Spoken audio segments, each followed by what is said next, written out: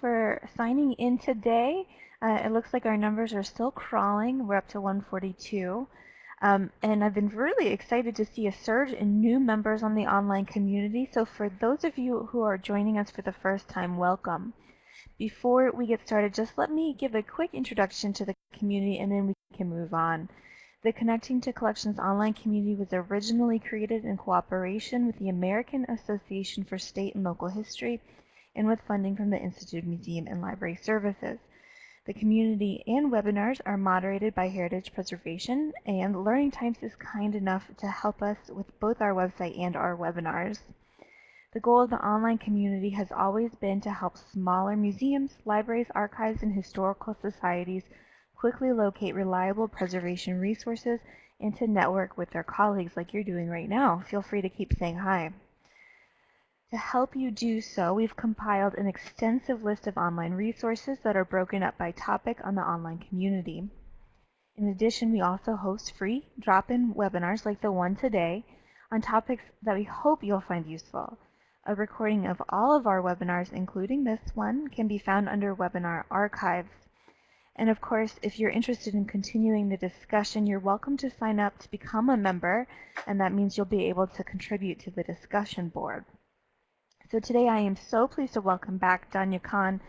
Danya has worked in conservation and preservation for the past 18 years, specializing in book conservation and preservation training.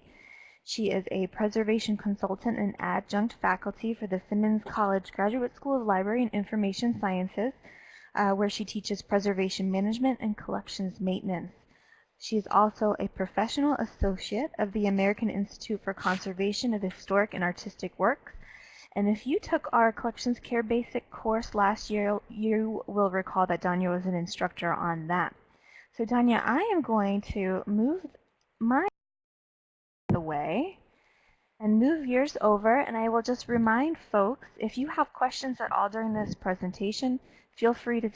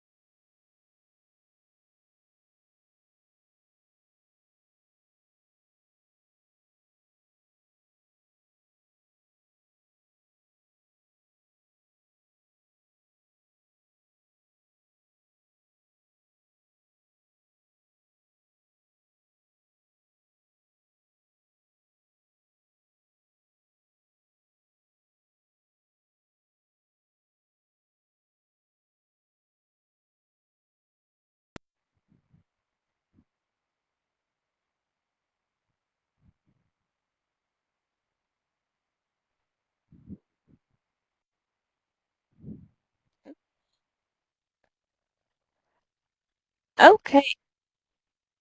All right. Super.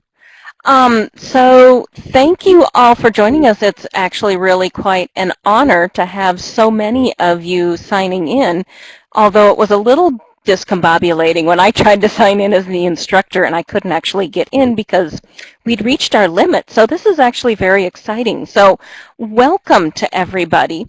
And I know I had sent a couple of polls to Jenny, and before we really get started, I'm going to see if she can pull up those polls for me so that I can get a little bit more sense of who all of you are, since I can't say, raise your hands because I can't see all 100 and some odd of you's hands here. So if you could just answer the poll questions for me, that would be great, because it does help me know what direction to take my digressions, maybe, let's say. Because if you did take the care and handling sessions last year, you do know that I tend to digress a bit. So, okay, so we're getting them in. It's looking like today we've got a lot of museums, some libraries, a few archives. Okay. Super. I'm going to let you all keep answering here. It's looking like most of you, at least in terms of your overall collections, you don't have a huge collection of books. So this is good because they're going to be more unfamiliar to you. So I'm going to just start talking now. So whenever Jenny wants to pull down the polls, thank you.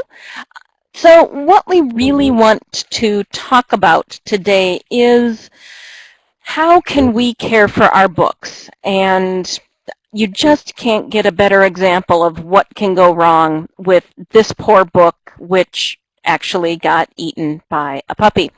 So what we're going to think about today is really what we can do to protect our books to the best of our abilities, apart from saying, no, you can't check out our books anymore. So I just want to do a quick review of the environment that we want. So if you took any of the courses or have watched any of the recordings since then of last year's programs, you'll probably be somewhat familiar with the environmental best practices. So what we want to be thinking about is if you've got a combined stack and user area, so generally what you find in public libraries for reference collections, things of that nature, you want to try to keep the temperature around 68 degrees Fahrenheit. It's going to be comfortable enough for people, but it's also going to be a good level for the books. If you've got dedicated storage, so if you've got a rare books vault or something of that nature, you can drop the temperature fairly low. Books actually like it much cooler than we as human beings do. So the paper, the leather, the cloth, it's all going to live a much longer life if it's in a cooler temperature. We also want to keep the relative humidity down. Very important here, ideally between 30 and 50, maybe 30 and 60%. The trouble is when you start getting up over 60%, and I know I'm talking about this in July in the summer, so all of us are probably struggling a little bit with our climate control systems to try to keep it at 60%. The trouble is when we start going higher than that, we run the risk of mold. And if you really have problems with your relative humidity, you may need to compensate by raising the temperature a little bit, because if we remember, warmer air holds more moisture, to bring that relative humidity down, and it's much more important for that relative humidity down than for the temperature to be down because of the mold. We will definitely get mold if the relative humidity is too high. We also want to control the light, whether our collections are in storage or on exhibit. If we're in storage, we can try to keep the lights off if you have dedicated storage, or install motion sensors, although that can get a little tricky at times. And try to keep really important items or really light-sensitive items in drop spine boxes, wrappers, something of the ilk. Cover your windows with draperies or UV blocking film. That's going to help block out some of the UV light. But remember, all light is damaging, so we really want to think about overall light levels. And then if you're putting things on exhibit, think about limiting the duration to 3 to 4 months and keeping the light levels really low. So, oh yes, good question from down in El Paso. What about very low humidity? If you have a hard time getting the relative humidity up to 30%, which many of us actually have, most of us on the northern half of the country have come winter, it's really hard. And in desert areas, it's really hard. You might want to try, if you can, lowering the temperature a little bit. Lower temperatures hold less moisture, so your relative humidity will go up. I don't know how feasible that will be for essentially your budget, because it will mean that your HVAC system will run longer. You can also consider getting a humidifier, and some of your HVAC systems, if you have an HVAC system, will take a humidifier as compared to a dehumidifier, and that may be what you need to do, but you'll need to talk to your facilities people and the manufacturer of your HVAC system to see what is a possibility for that system, but that might be another way to do it. So that's just a real quick overview of the environment. We did a whole webinar on this from last year's series, so be sure to check it out under the archived webinars, or is it under the programs? I can't remember now. Jenny will send something out because my brain is not on last year's programs, but on this. So we're going to start by talking about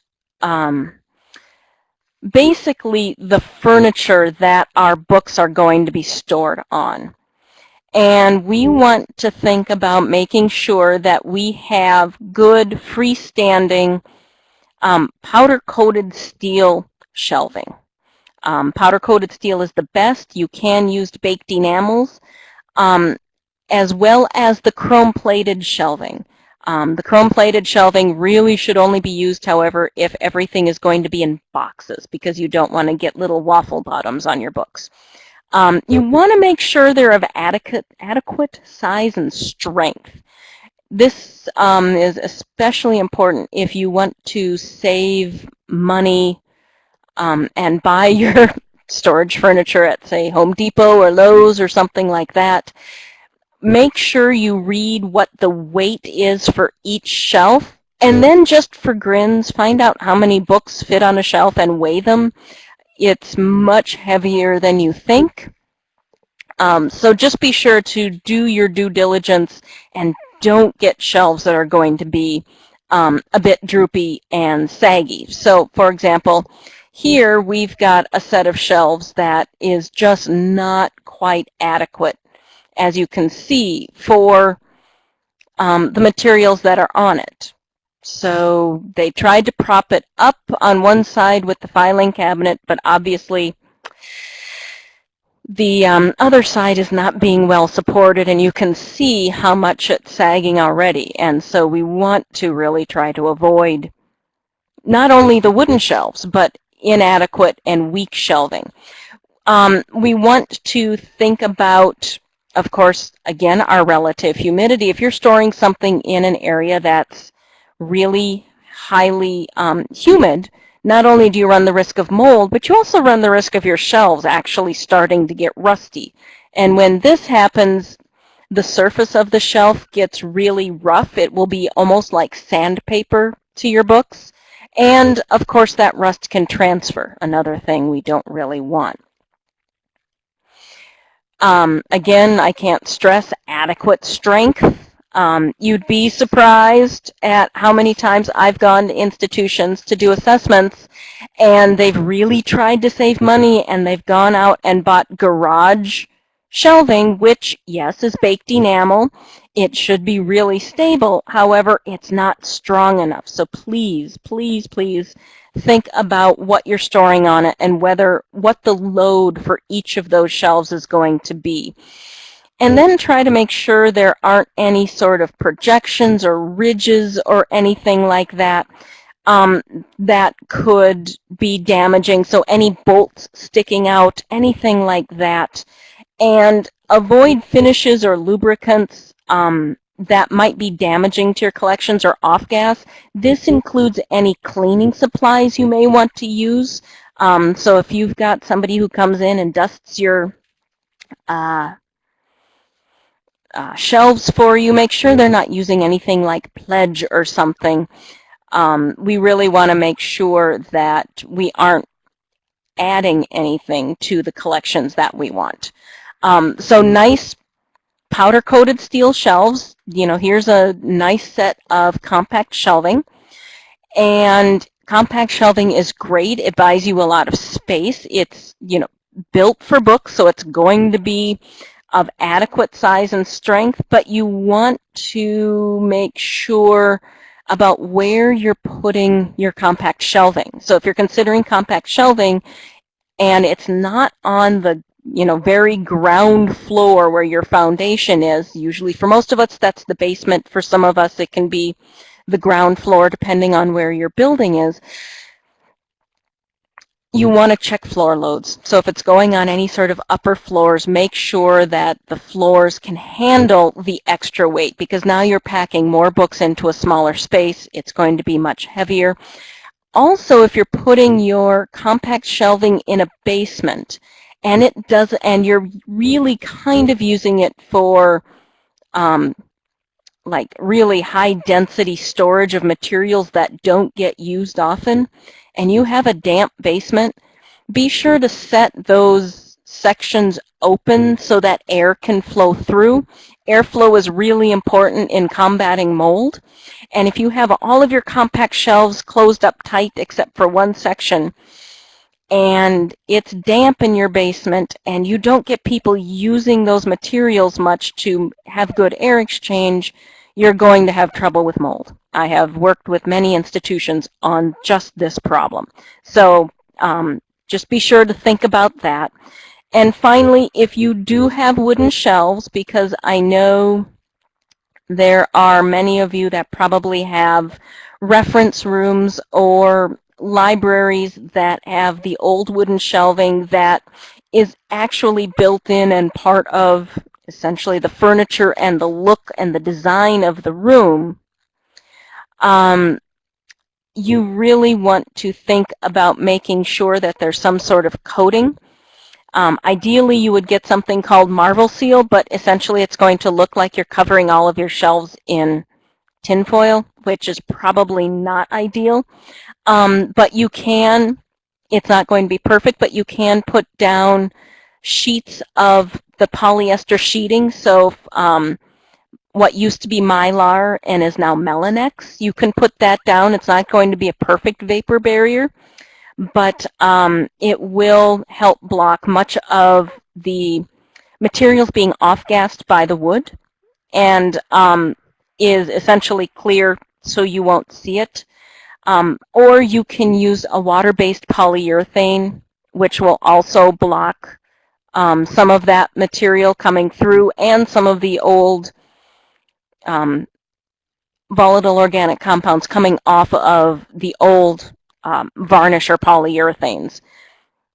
If you're going to go that route, be sure you read the manufacturer's directions for how long it needs to cure. Trust me, you don't want to put this stuff on, think it's dry, put your books on, and then have a bunch of books stuck to your shelves because the polyurethane or the latex paint that you put on wasn't fully cured. And this I can definitely tell you from personal experience. So don't do what I did, read the can. Okay? Read the can. So we also want to not just think about what sort of furniture we have our collection stored on. We also want to think about where and how we are actually storing our materials. Okay? We want to make sure that we allow for easy access and safe movement. This is both of people, of carts, of collections. You can imagine trying to get to some of the boxes in the very back of this picture. How?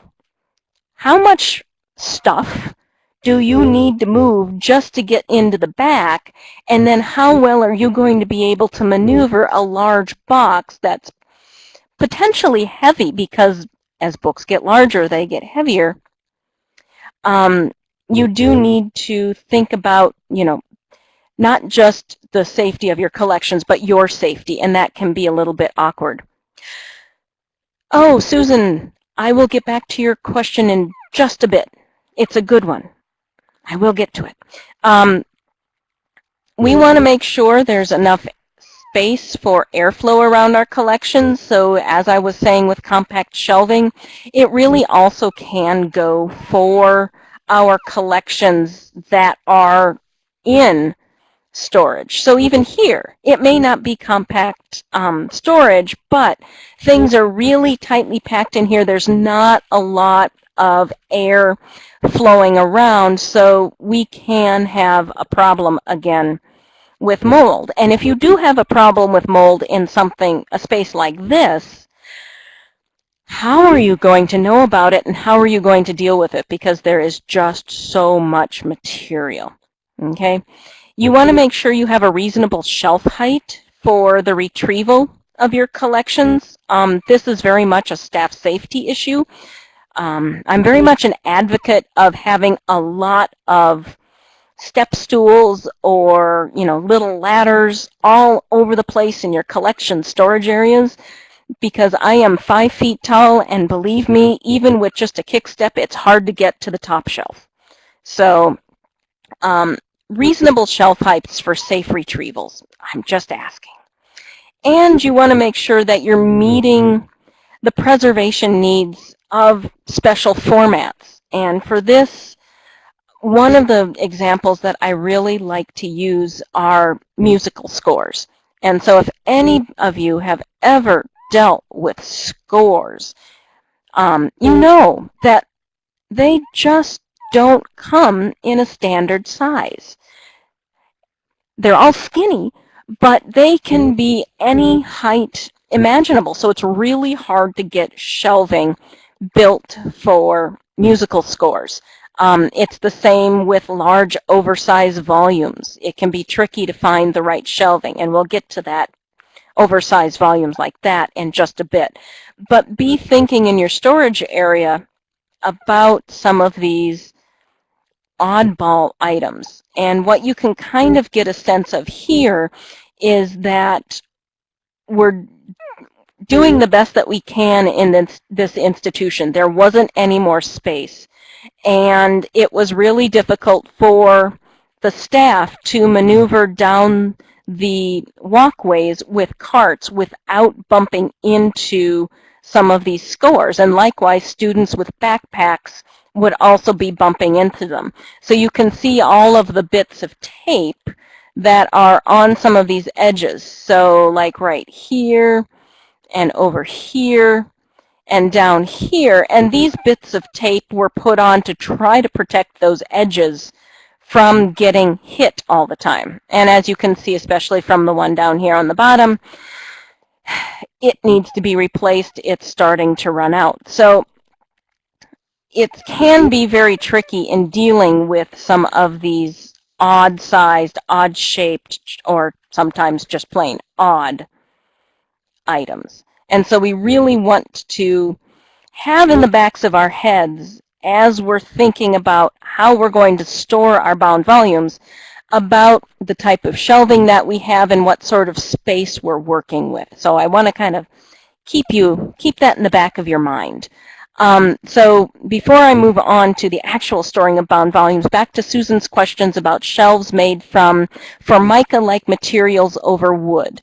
For a lot of that, it's probably going to be really good. The only thing I would check is what adhesive they used to secure the formica to the wood. The formica itself is going to be really good. It's good, it's stable, it doesn't off-gas. The question is essentially what adhesive was used, because a lot of those can off-gas. The other question is going to be how old is it, and that is can also play into how much more it's going to off-gas. So if you've got wooden shelves and they are really old, okay, defining really old, 100 years or more, they've probably off-gassed everything they're going to. But if you've got brand new oak shelving, oak is the worst offender. You definitely need to do something to try to seal in essentially the formaldehyde that's going to be coming off of the wood. So, all right, so we want to really talk about now how to really store and care for our books. And so we've talked a bit about the shelving that you want. Now let's take a couple of seconds and think about that other ubiquitous item in terms of storing books, and that is the bookend. And, you know, you see all kinds of bookends. You can get your general, you know, just everyday workhorse bookend, okay?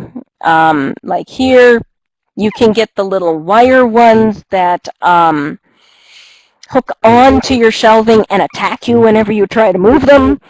Or maybe they don't attack you, but believe me, they attack me whenever I try to move them. We want to think about our bookends for a little bit. And so there are a couple of types of bookends. And the type that you really want, ideally, in your library is what we call a non-knifing bookend. And basically what that means is it's got these little flanges that have been folded over at the edges, so they're not perfectly straight like this. And what they prevent happening is something like what's in the middle here. Depending on how tightly packed your shelves are or how observant your patrons are, you can have trouble with people just sticking a book back on a shelf and having it go into the bookend. I would also recommend speaking with other people in your institution. I worked somewhere that they were, with all good intentions, trying to do the best that they could, but they were using the large, skinny bookends in the middle of the sections of the folios. And when I started working at this institution, I didn't know they were there. And so you would go to put a book away, and not knowing that that bookend was just hiding in there, because there wasn't any way to know where the bookend was lying in wait, we had a lot of books damaged this way. And this was in a special collection, so we had to have a bit of a discussion about why that wasn't a good idea, even though in theory it should have worked. But we can also get the same problem with these hanging wire ones of having the book go into the back lobe. But I have found also that they really aren't all that supportive, because the book on the end isn't necessarily always going to be just the right height for the books. And so you can get them where the little wire is just at the top of a book and then all the books slide out underneath it. So no wire ones. Think about your good traditional bookends. The best would be to get the ones that won't knife, but if what you have are these, that's fine. You work with what you've got. If you've got the wire ones, start a campaign to get them changed out, because they're attack bookends. Both they attack the books and the people. They're just mean. You can tell I've been traumatized by wire bookends. We also want to think about, of course, with our books, ideally shelving them vertically. It's kind of how we always see them. That's kind of how they want to be stored.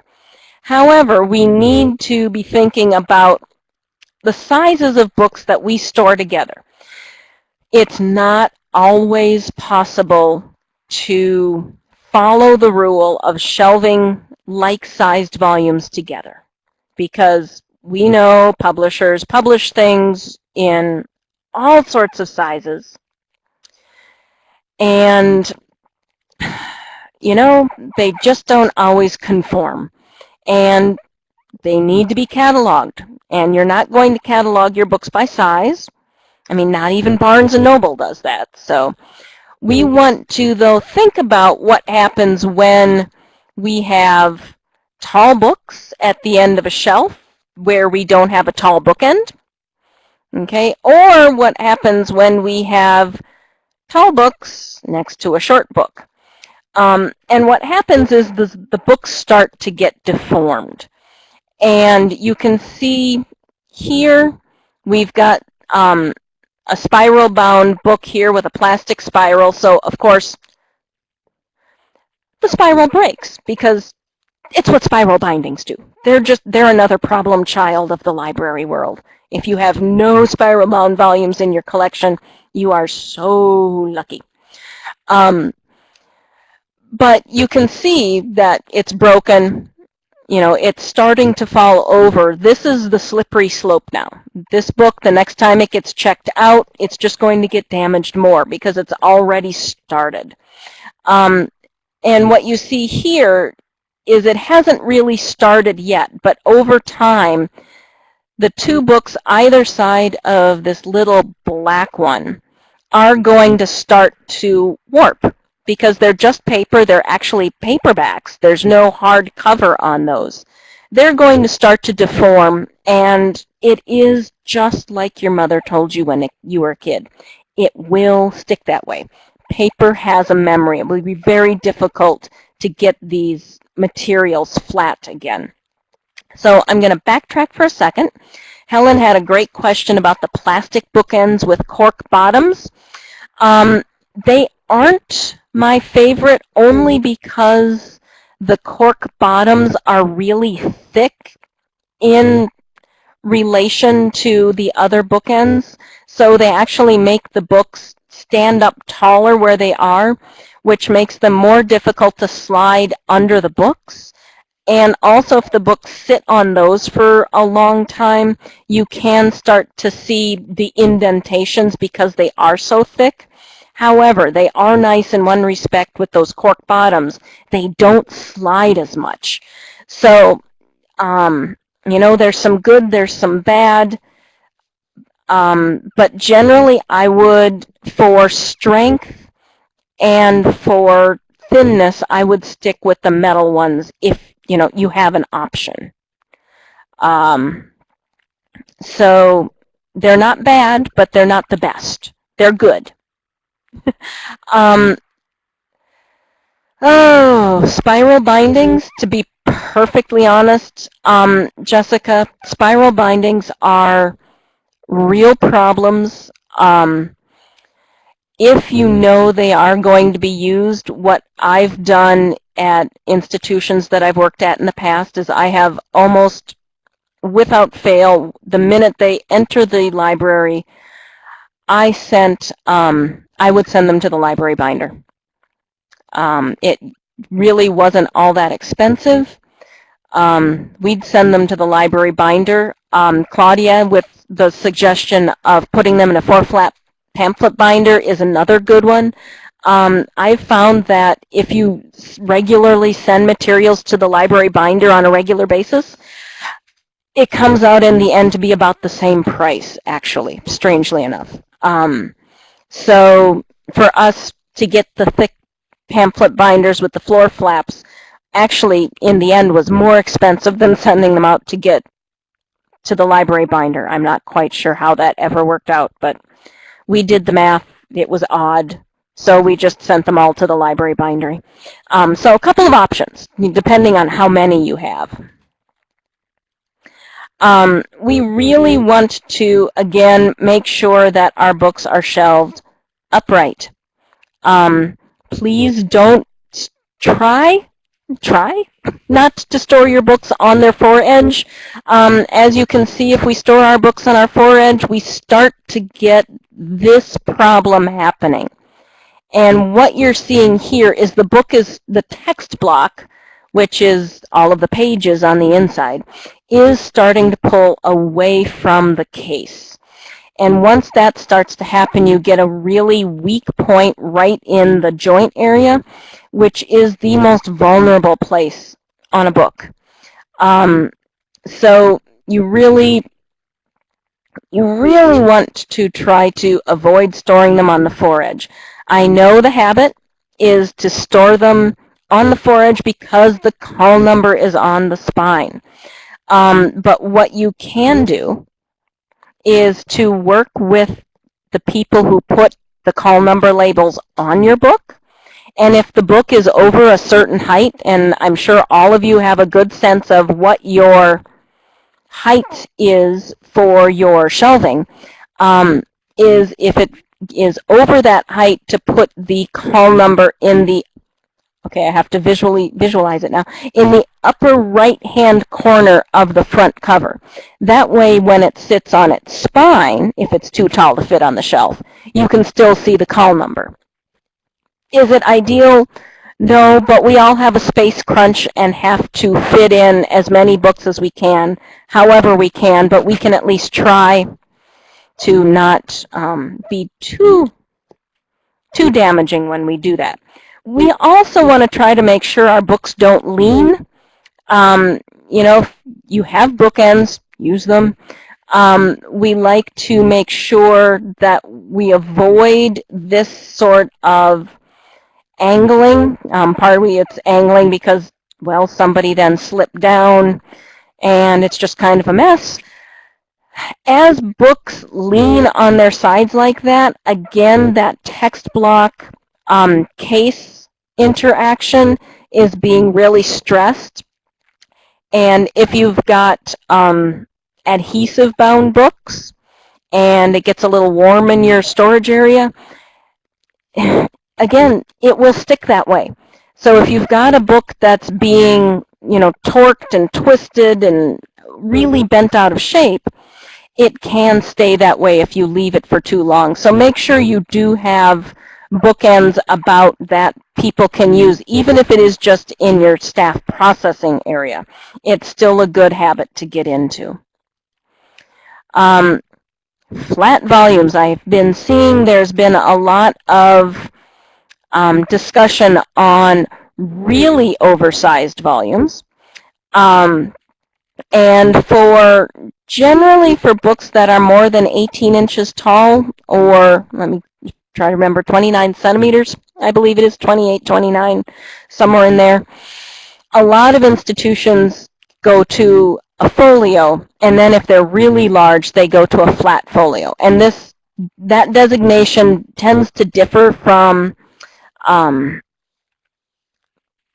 library to library, again, depending on the type of shelving and the space that they have.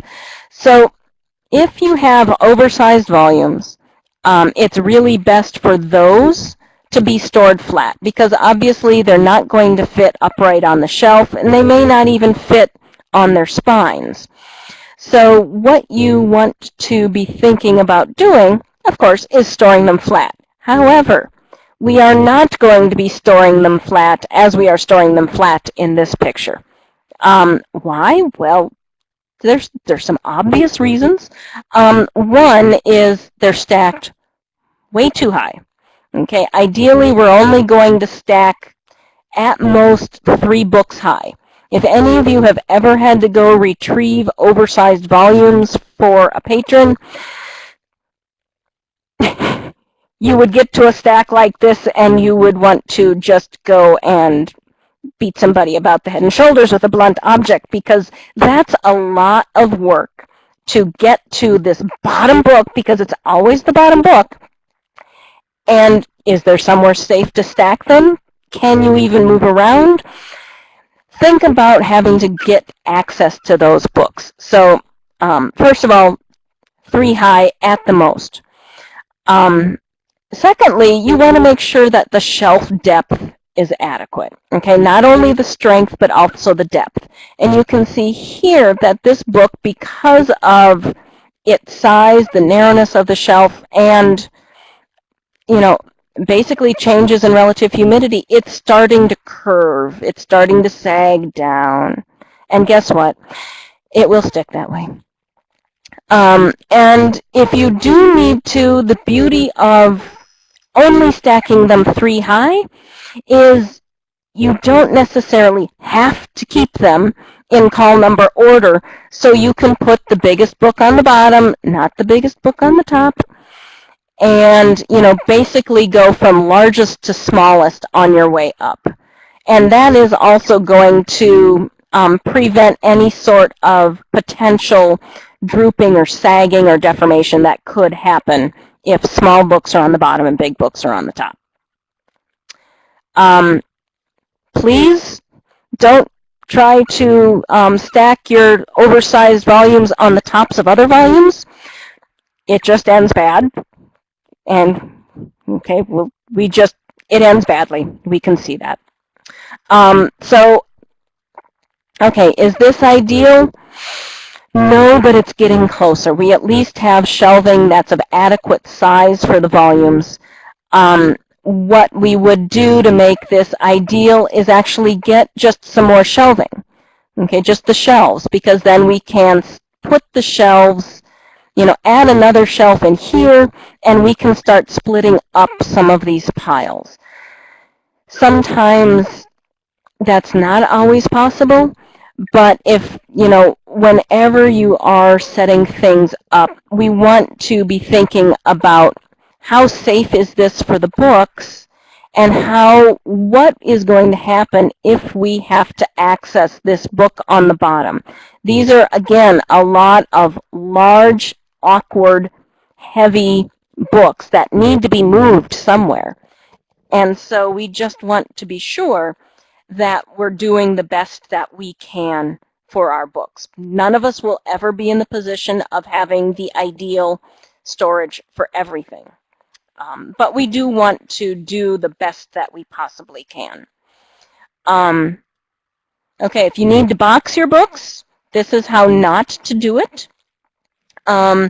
If you need to box your books for space saving, so you have a lot of small books like this that you just don't have the storage space to put them on the shelf all lined up, think about stacking them vertically in the box as if you would on a shelf, or in a flip-top box like this, or if you've got the the larger document boxes,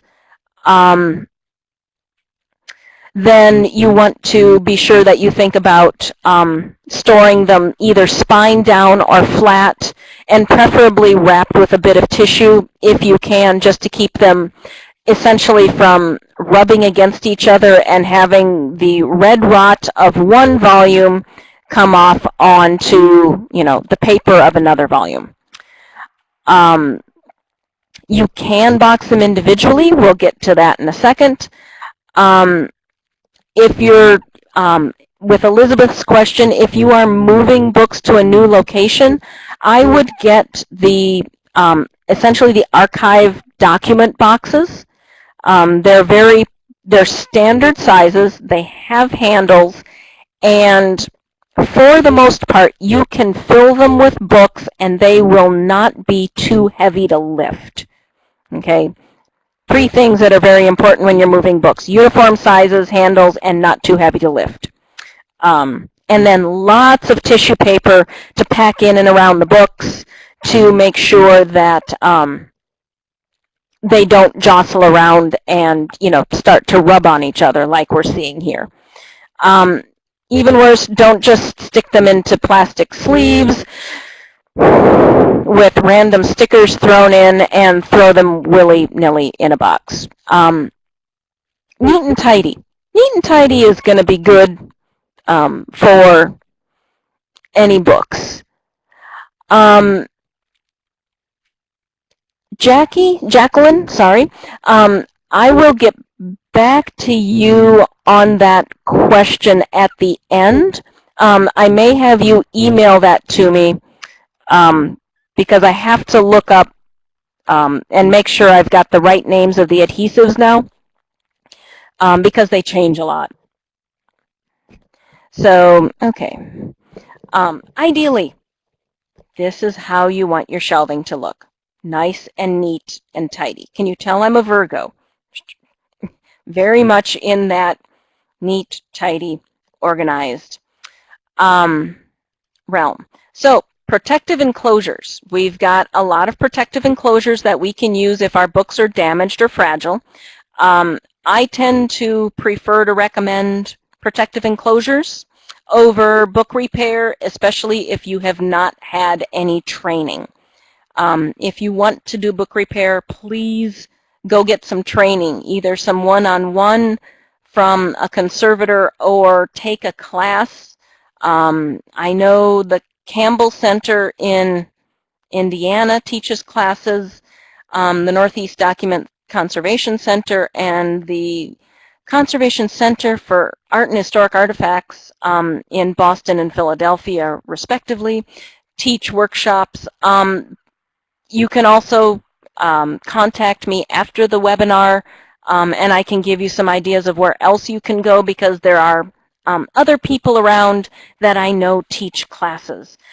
So you can think about doing just simple wrappers.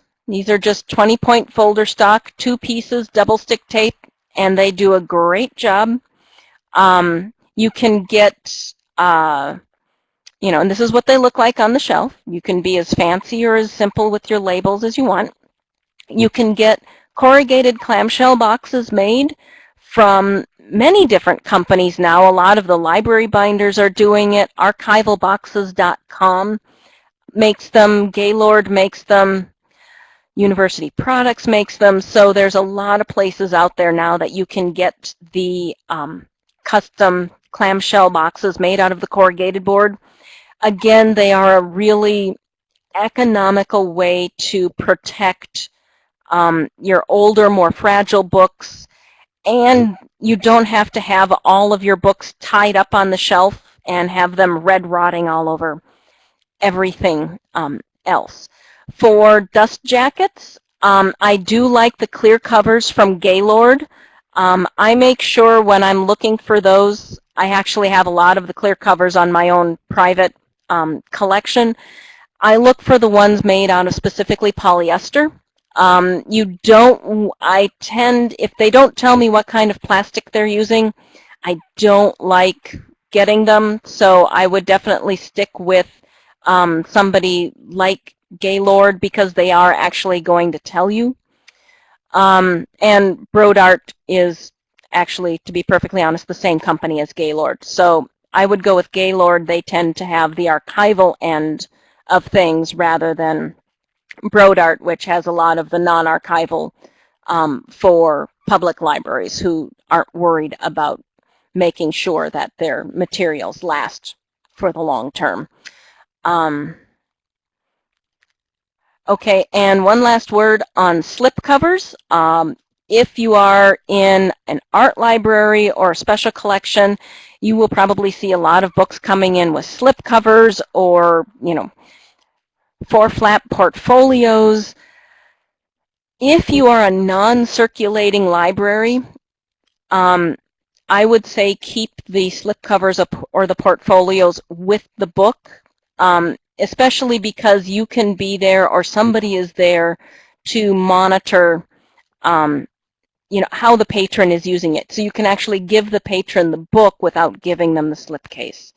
If it's a circulating library, I tend not to keep the slip covers with the books, in large part because it's really likely the slipcover won't come back with the book because the person will take the book out of the slipcover will get put somewhere, they'll lose it, they won't remember to bring it back with the book, they'll bring it back later, and then how do you know what book it goes to?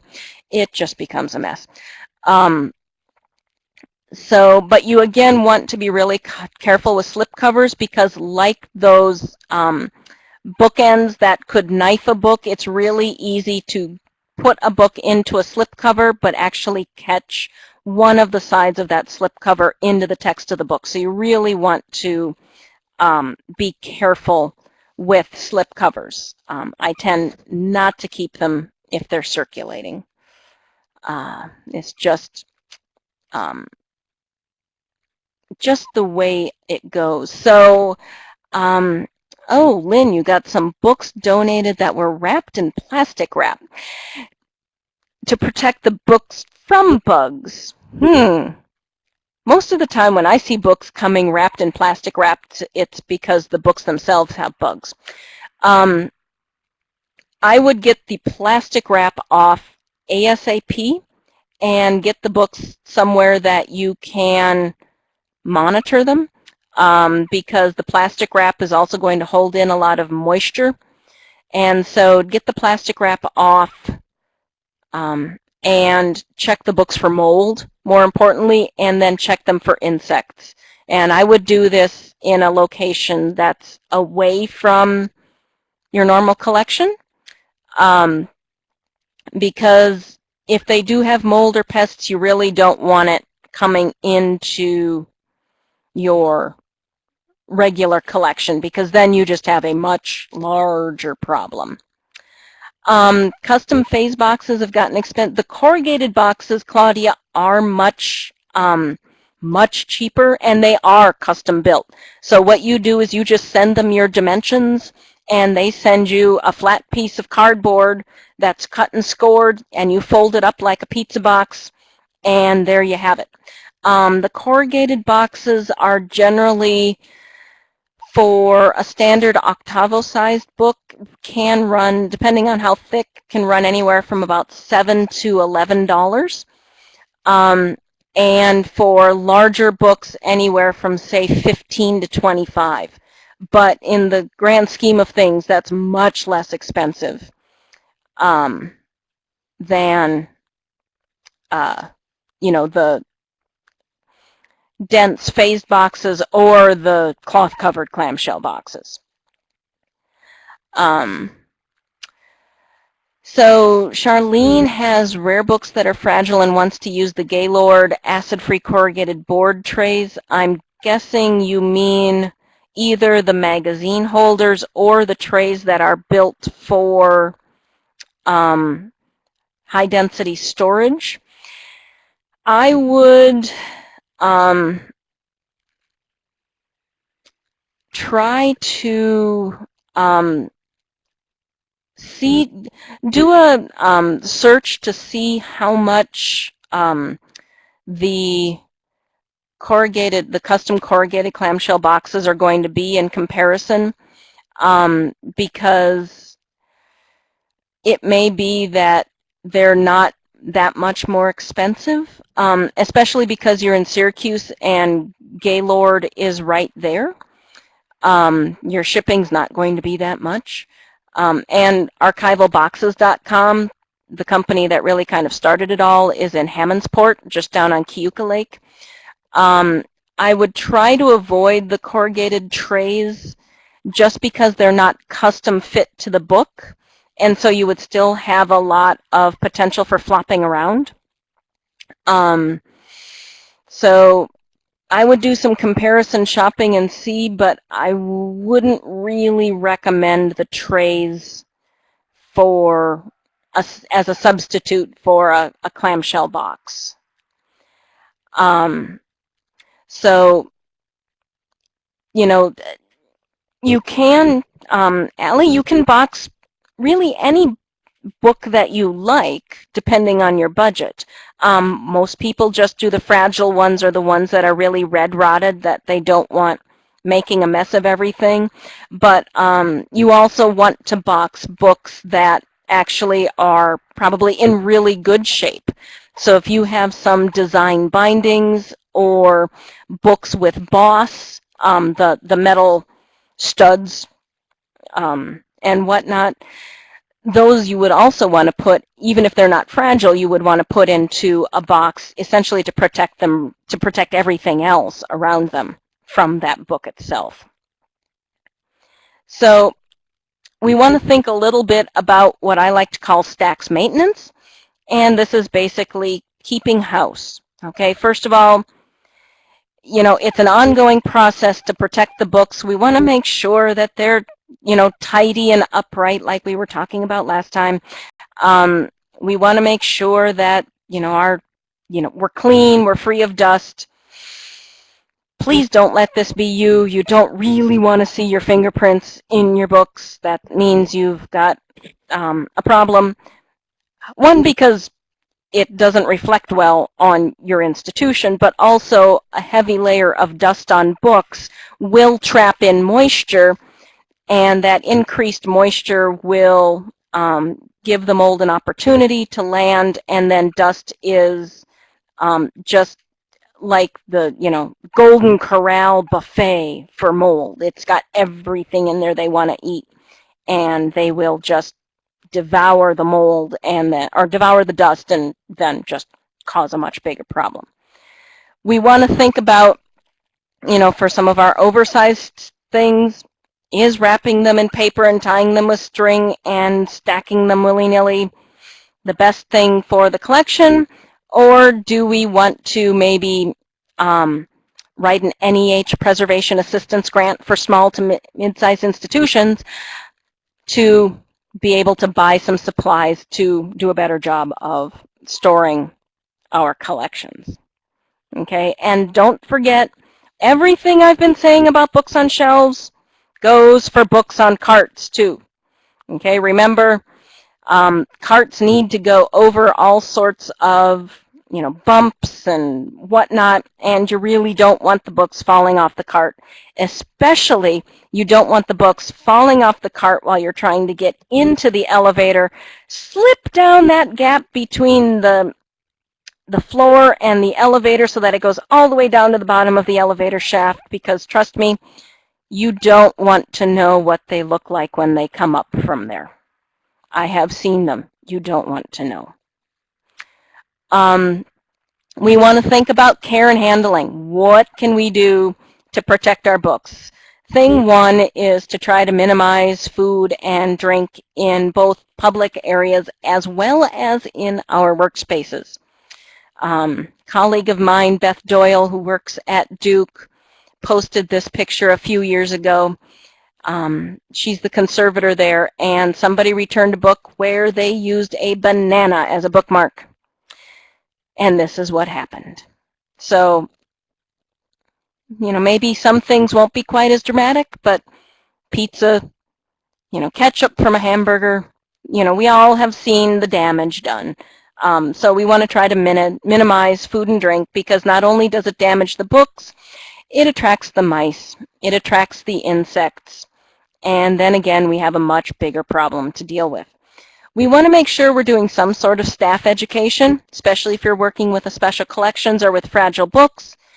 You know, even if you just train your student staff, your volunteers, your interns, etc., how to take a book safely off the shelf without damaging it will go a long way. It just makes them a little bit more aware about one small topic, which makes them more aware about a lot of other things as well, which can only work in your favor. Please don't use Post-it notes, staples, paper clips. You know, you've all seen it. Please don't use Post-it notes. It's another one of Post-it notes and plastic clips, not the regular paper clips, but the plastic V-shaped paper clips. Two of my bugaboos. Please don't use them. It will only end in tears. And usually mine, not yours, because I'm the one that usually has to carefully take the paper off the Post-it note and fit it back into the hole. Usually ends in tears. And finally, please encourage people to use note paper, or if nothing else, pencil, because how distracting is this? It's an outreach and education opportunity. So not just to your staff, but to all of your patrons. Okay, especially, oh, for heaven's sakes, if you work at an academic institution, you run into a lot of this, and you really want to try to do some outreach, because it really will only be a benefit. So I want to open it up to questions, and one of the things I'm going to do is I'm also going to, in the chat, give you my email. And because I forgot to put it into the PowerPoint presentation, please, if you have any questions after this, don't hesitate to contact me. I am happy at any time to answer any questions, because I know I've thrown a lot of information your way, and you've been trying to listen to me and read the great comments. This is the problem of being the presenter. I can't read your comments. So I look forward to reading them when this is all over. But please, if you have any questions now, send them along. Jenny will make sure they get to me. But if you get back to your institution and you start noticing more things, please, by all means, send me a question at any time. I'm happy to help. So I don't know if... I will give folks... Yeah, go ahead. Let's, I'll give you guys a couple minutes to go ahead and type in any questions. Don, you did an amazing job of getting to questions throughout the presentation. And you've got one right now about teaching at the Campbell School.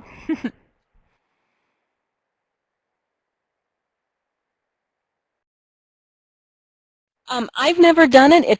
I'm in upstate New York, so it's a little bit far from me, but a colleague of mine, two colleagues of mine actually, have taught there, Jennifer Hain-Tepper and Susan Russick. And if you can get a class with either one of them, they are both fantastic as well. In lieu of plastic paper clips, I would either go with the coated ones, or you can buy stainless steel. And if you get the stainless steel paper clips, they won't rust either. They're a little bit more expensive, but they give you peace of mind. You can also get stainless steel staples, by the way. So you can, go about things like that. What about magazines? Should they not be put into protective plastic? Comic books, I'm not sure what protective plastic you're talking about, Merle. If you could send me a follow-up. Do you mean the bags, or do you mean the laminate that you can put on top? So if you can get back to me on that, I will answer your question. 3-ring binders? 3-ring binders are tricky. First of all, check to make sure that the notes aren't sticking. What happens with 3-ring binders a lot is either the paper gets brittle and tears out of the holes, or you get the polyvinyl chloride covers reacting with the print and reactivating the fuser that's in there and sticking the pages to the binder. If you don't have any of that going on, in many ways, it's best to just leave things be without too much manipulation. If they do get a lot of use, I would maybe recommend getting them bound, but before you do that, get them digitized, and so that you have that opportunity to get them digitized before they get bound, and you have that access. For Charlene, I think you left out a bit of your question. Oh, whether a book is rare, I bet.